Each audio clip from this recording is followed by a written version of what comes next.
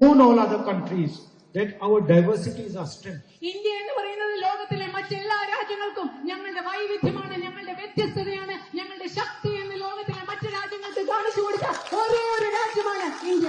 Now, what is it that protects our people, our languages, our different traditions, our histories?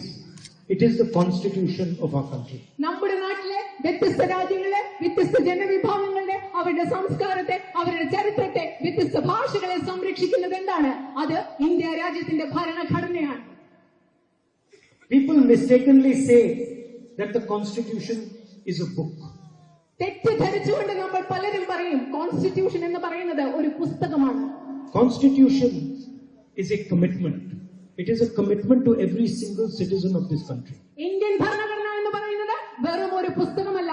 Indian ഭരണഘടന എന്ന് പറയുന്നത് ഈ രാജ്യത്തെ ഓരോ പൗരനോടുമുള്ള ഒരു വാഗ്ദാനമാണ്, പ്രതിബദ്ധതയാണ്, ഉറപ്പാണ്. It is a commitment to every individual that we will allow you to live peacefully and happily in this country.